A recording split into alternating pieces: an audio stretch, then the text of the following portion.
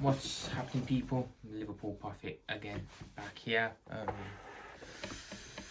Back with another video.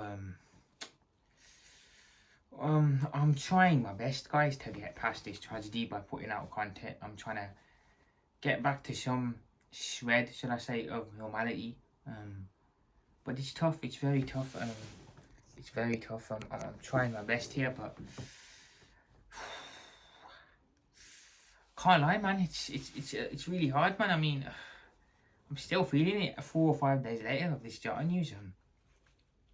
Still feeling it, so I apologise. I apologise if I'm not my usual self, but I'm trying to get back to talking Liverpool football, Liverpool transfers and that, but it's hard because there's not a lot of news. There's not going to be a lot of news, and rightly so at the moment. Rightly so.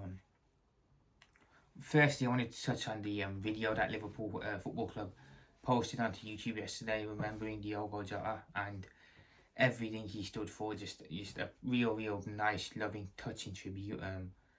Honestly, I had to shed some tears watching it. I'm not ashamed to admit it. I shed some tears watching it. I've shed a couple of tears over the last couple of days. I haven't cried in a long time, and over the last couple of days I've cried, stopped, cried, stopped, cried, stopped. It's been a tough one.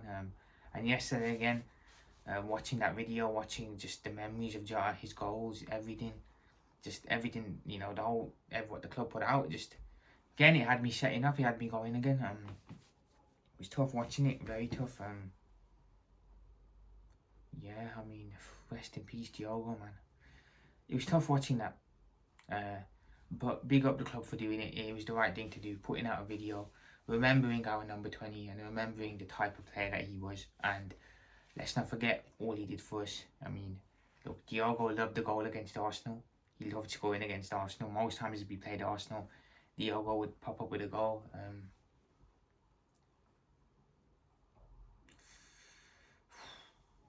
It's a tough one, man. A big tough one. That video was really emotional. Yeah, very emotional. And everything's going to be put to a hold for at least a good week or so yet. You know, everything was going so nice for us. Summer of celebration. We won the league. We just signed Words. We've just signed Frimpong. We've just signed Kirkes, and we hit with this news. And now this news is just gonna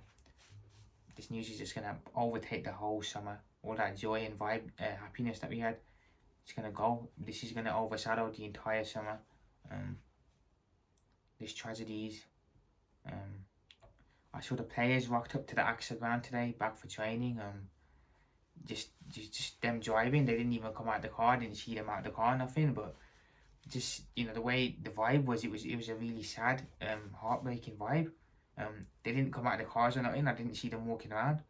Even just by driving in, you can just tell the vibe is really down and sad at the moment, and it's going to be. It's gonna be. Diogo wasn't just a great player. He was one of the players who was the heart and soul of our club, our team.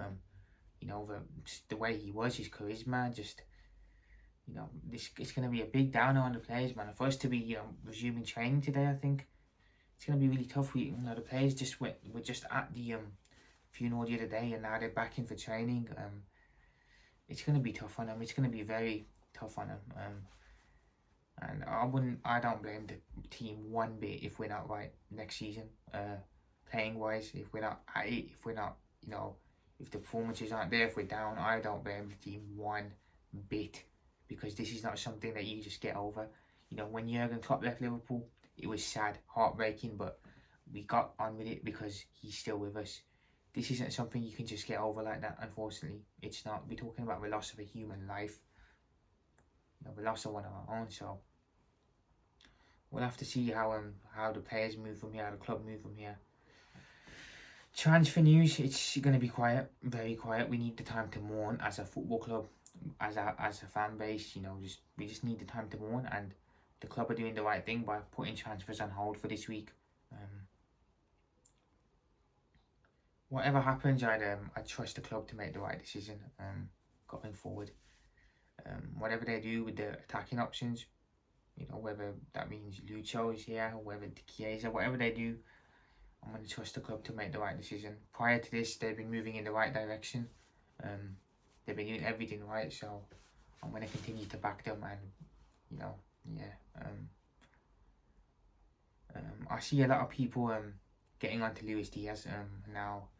I genuinely still don't know if this is a picture that was on Saturday, or maybe it was a couple months back, a year back, and people have made it, made it out like it's recent. But a picture surfaced of Luis Diaz having a party in Colombia on the day of Diogo Jota's funeral, when the rest of the players were at the funeral. I genuinely don't know what to say on it. Look, I see a lot of our fans are very angry with this. They're very, Lucho's been getting a bit of abuse. But what I will say is we all grieve differently. Everyone grieves in a different way. Not every single player in the world put a story up on social media about it.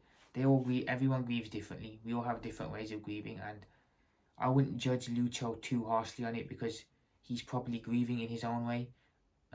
Whether that means he's out there celebrating Diogo's life and what Diogo stood for, I'm not sure, but I wouldn't judge him too harshly on it until we know the full story. Like I said, we don't even know if this is genuine yet or not.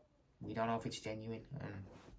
So it could just be an old picture, and it's been made out to look like it's been made out that it's recent just to make Lucho look bad. But I wouldn't judge him too harshly. We all grieve in our own ways, and Lucho is probably grieving in his own way, if the video is real. Transfer wise, there's going to be no talk. Now all of a sudden, out of the blue, it looks like the attacking options are going to be moving on. Lucho looking more likely to go to Bayern Munich. Chiesa probably going to move on, unfortunately, as well. If we're going to lose Lucho, I'd prefer we kept Chiesa around. If we can go get a Rodrigo maybe from Wolves, Rodrigo from Real Madrid, he wants to leave. If we can get Rodrigo in as our left winger, then I'd be more than happy with moving Luis Diaz. The worry is losing Luis Diaz and then bringing in a replacement who's not up to the standard of the par. With Chiesa, I'd prefer he stayed, but again, I feel that's another one where I feel if he had more game time this season, or if Slot had given him more game time this season, he'd be more likely to want to stay. But I think due to not having enough game time, he wants out, and I don't blame him. I think Gakpo's probably the only one likely to stay. Salah, of course, is staying. And Darwin, we don't know what's going to happen with Darwin. Darwin was nailed on to be the one attacker that was going to leave Liverpool this summer. With what's happened with Diogo, I don't know. Maybe Darwin stays around for another season. Maybe he still gets sold. So the attack seems to be getting ripped up. It looks like it is going to be getting ripped up and revamped.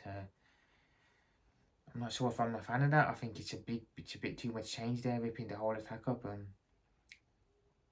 We are going to need a striker. We're going to need a left winger and probably a right winger. So on top of the 3 signings we've made, we're going to need another 3 plus a centre back, 4, 5. We're going to need another 5 signings because we're probably going to need to get 2 strikers in now because of what's happened. So we've got 5 more signings to make, in my opinion. Us 2 strikers, a right winger, a left winger, and a centre back. So there's a lot to do. It's just not to even bring the mood down even more, but we've still got the Kanate situation going on. With everything that's happened recently, people forget the Kanate situation is still there. He's still going into the last year of his contract this year. So along with Lucho moving on potentially, with Chiesa moving on potentially, with Darwin moving on potentially, we've also got the Kanate situation going on. Contract wise, is he going to get a new contract? Is he not? Is he going to stay? Is he going to go? So again, it's a big headache being caused, and it's just a big mess at the moment. Transfer wise, off the pitch wise, and I don't know where we're gonna go from here. The pre-season game's coming up this week, I think.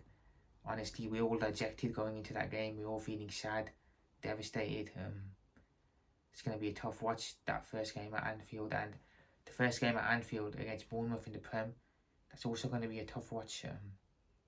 It's going to be a lot of emotion going on in the game. So yeah, I mean we've got a lot of stuff to do in the window again now. So we'll see where it goes, guys. We'll see where it goes. But I'm gonna head out. Liverpool profit. Peace out. I'll speak to you guys soon. Up the Reds. Let's go.